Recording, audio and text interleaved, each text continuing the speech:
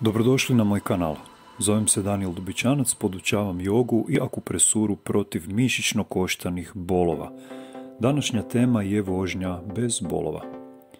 Bole li vas leđa i noge od vožnje, ovaj video je za vas. Naučit ćete koliko često stati da izbjegnete bolove u leđima, što je najvažnije da ne radite u toj pauzi, kao i koje su najbolje vježbice dok pauzirate. Ispričat ću vam o važnosti dinamičkog sjedenja, dvije anegdote iz prakse gdje su male, gotovo nevidljive intervencije uklonile godine i godine bolova u leđima. Također spomenut ću i kako iskoristiti vožnju za samomasažu, kako da odaberete ergonomski pokrivač za sjedalicu, te kako da starom sicu vratite udobnost novoga uz pomoć dvije stare čarape. Prvo i najvažnije, planirajte pauze prije puta i krenite dovoljno ranije da za svakih 55 minuta vožnje hodate barem oko 5 minuta.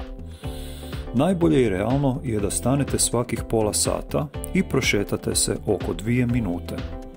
Dovoljno dobro je i da stanete svakih 60 minuta i prošetate spomenutih 5.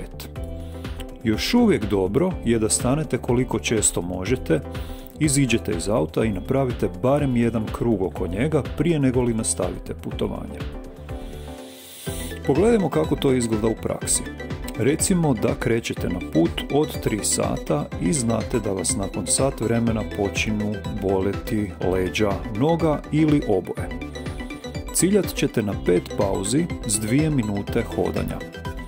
S usporavanjem, parkiranjem i ponovnim uključivanjem u promet to traje otprilike 3 minute ili sve skupa 15 minuta. Čini vam se puno? Pitajte se koliko vas smetaju bolovi kasnije, jeste li bolje raspoloženi? Ne pijete tablete protiv bolova, koji će na kraju eskalirati da morate na bolovanje i terapije. Meni se to čini kao fantastičan ulog vremena. Drugo, i gotovo podjednako važno, ne rastežite se u pauzama. Rijetko vidim, ali ipak vidim da ljudi poniru prstima prema podu i to preko ravnih koljena. Koje bi bilo najgore vrijeme za rastezanje mišića? Kad nisu zagrijani od aktivnosti. Nakon vožnje želite se pokrenuti, jer ne nedostaje vam fleksibilnost, nedostaje vam pokret. Među dobrim kandidatima za pokrete u pauzi su pokreti glave gore-dolje i lijevo-desno, te uho prema ramenu tik-tak kao metronom. Također blagi prednji polukrugovi. Rukama možete proveslati unazad da oživite mišiće ramena i one između lopatica i kralježnice. Osjetite li pak da ste lagano otupjeli od vožnje, nekoliko čučnjeva će vas razbistriti. Ne znači da možete i smijete čučnjevima mijenjati drijemanje ako ste pospani, jer tako dovodite u opasnost sebe i druge. Otprilike smo na polovici videa, pa je vrijeme da vas podsjetim da stisnete like, share i subscribe. Već sa ovim informacijama možete drastično smanjiti bolove u leđima i nogama, pa čak i u potpunosti ih izbjeći. Znate nekoga kome bi ove informacije pomogle? Molim vas, pauzirajte video i odmah ga podijelite. Radi se o malim promjenama koje poboljšavaju kvalitetu života. Ovo želite sebi, pa i drugima.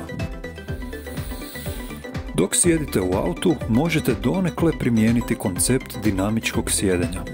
Jednu polaznicu mog tečaja o opasnostima sjedenja, dinamičko sjedenje je doslovno spasilo dok je radila za šalterom u banci.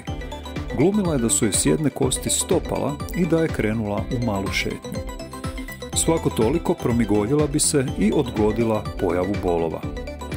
U autu to smijete napraviti jedino ako imate gas koji sam drži na određenoj brzini, pa su vam noge slobodne. Možete probati i malo se uzvisiti u sjedalu, pa se opustiti natrag prema fleksiji koja se događa pri duljem sjedenju. Jednostavna oprema također vam može učiniti put ugodnijim. Prijateljica kojoj sam akupresirao leđa i naučio je da si sama pomogne lopticom, počela je nositi lopticu u auto i podmetala bi ju pod bolna mjesta na leđima i nogama. Otkad to radi, već 2 godine nije ju niti jednom zakočilo.